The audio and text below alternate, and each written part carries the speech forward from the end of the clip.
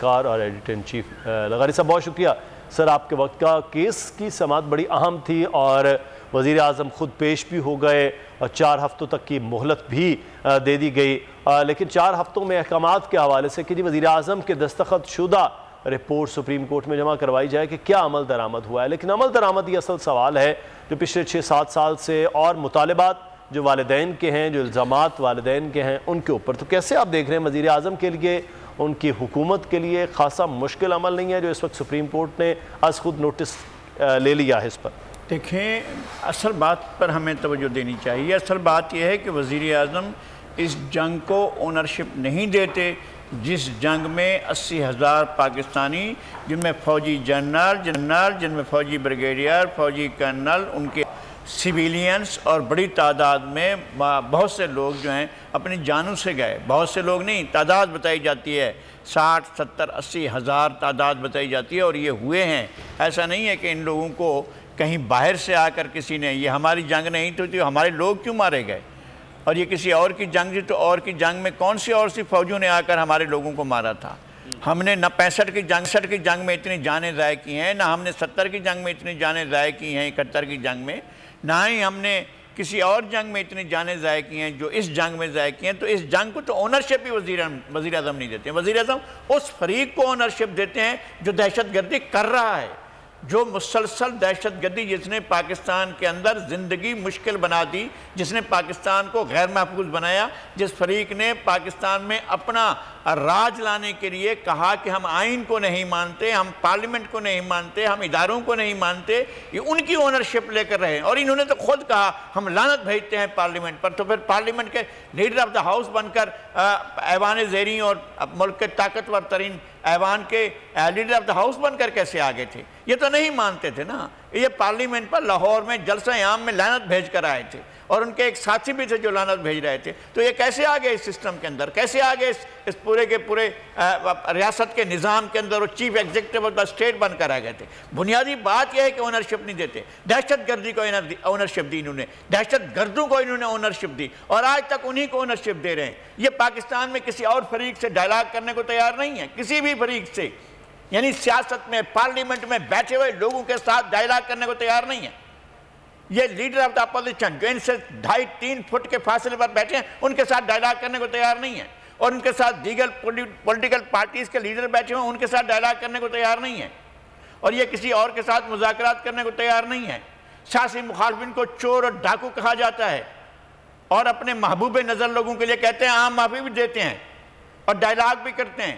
الٹا وہ کہتے ہیں کہ معافی تو تمہیں مانگنی پڑے گی، معافی تو تم مانگو گے، اور نظام یہ نہیں چلے گا۔ وہ کہتے ہیں کہ ہم آئین کو نہیں مانتے، ہم پارلیمنٹ کو نہیں مانتے، ہم نہیں مانتے اس پورے سسٹم کو، ہم پارلیمنٹ کو نہیں مانتے۔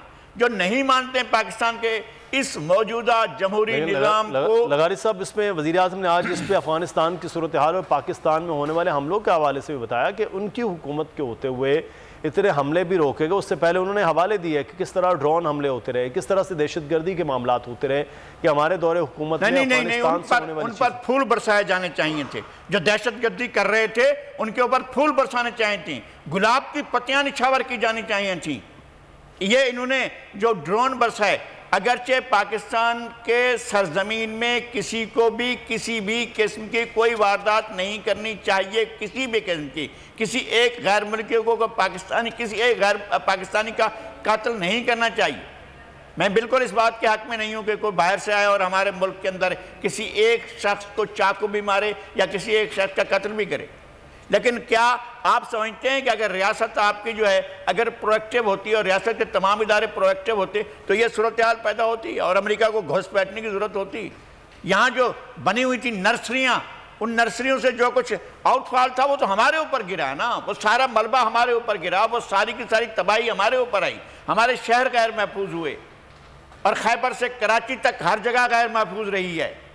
اگر نہ ہوتا یہ آپریشن ضرب عضب اور آپریشن رد الفساد نہ ہوتا اور دہشت گردی کا خاتمہ نہ کیا جاتا، جب دہشت گردی کی کمر توڑی جا چکی ہے پاکستان کے اندر، جب دہشت گردوں کو بے اثر کیا جا چکا ہے، اس وقت آپ کہہ رہے ہیں ہم عام معافی دیتے ہیں، اس وقت کہتے ہیں کہ اور ڈائلاگ کرتے ہیں، اور اپنوں سے بیٹھ کر جو ساتھ میں بیٹھے ہوئے ہیں 3 فٹ کے فاصلے پر، ان سے آپ ڈائلاگ کرنے کو تیار نہیں ہیں۔ اچھا لغاری صاحب، آج یہ جسٹس قاضی امین صاحب نے بھی یہ بات کی کہ میڈیا رپورٹ پر سوال یہ ہے کہ وزیر اعظم عمران خان کو تقریباً کوئی آج 3.25 ساڑھے 3 سال کے بعد عدالت میں بلایا گیا ہے. کیس تو بہت پرانا ہے، قریب 7 سال پرانا یہ واقعہ ہو چکا. کیس چلتا رہا، اس کی فائنڈنگ بھی ہوگی، رپورٹ بھی سپریم کورٹ میں پیش کر دی گئی.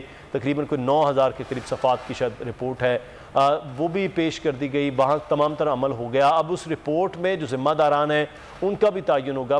والدین کے مطالبات، الزامات الگ ہیں، لیکن رپورٹ کی چیزیں جو ہیں وہ الگ ہیں. تو اس وقت یہ بڑی چہمگوئیاں ہو رہی ہیں کہ وزیر اعظم عمران خان کا اس طرح سے سپریم کورٹ میں بلایا جانا وہ وزیر اعظم کے لیے، ان کی کیبنٹ کے لیے، ان کی حکومت کے لیے کوئی اچھا شگون نہیں ہے. نہیں، اچھا شگون یا برا شگون، ہمیں وزیر اعظم کی حکومت کے خاتمے سے کوئی زیادہ دلچسپی نہیں ہے، لیکن اس بات سے دلچسپی ہے کہ جو ہمارے بچے A P S army public school میں شہید ہوئے، ان بچوں کا خون، ان کے والدین کی آہیں، ان کے والدین کی چیخیں اور پوری قوم کی چیخیں. دیکھیں یہ دوسرا بڑا سانحہ ہے، ہم نظر انداز نہیں کر سکتے. ہمارا پہلا سانحہ بہت بڑا سانحہ تھا جو اوور لیپ ہو گیا ہے. ہمیں دونوں سانحوں کو یاد رکھنا چاہیے. ہمارا سکوت ڈھاکا ہوا تھا اسی روز جس روز ہمارے بچوں کو شہید کیا گیا. ہمیں اس بات کو بھی نہیں بھولنا ہے.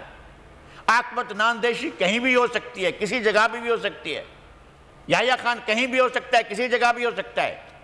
اور کم از کم میں سمجھتا ہوں کہ عمران خان یحییٰ خان سے زیادہ نااہل حکمران ثابت ہوا ہے.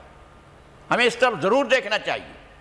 اور وہ پاکستان کی عوام، پاکستان کے لوگوں، پاکستان کی قوم، پاکستان کے سول اور ملٹری کے اداروں، ان سب کی توقیر نہیں کر رہے ہیں. اگر وہ کانا پھوسی کر رہے ہیں اور کہہ رہے ہیں کہ میں مذاکرات کرنا چاہتا ہوں ان لوگوں سے جن لوگوں نے 80,000 انسانوں کا خون بہایا. سبسکرائب کریں اور بیل دبائیں تاکہ کوئی خبر رہ نہ جائے.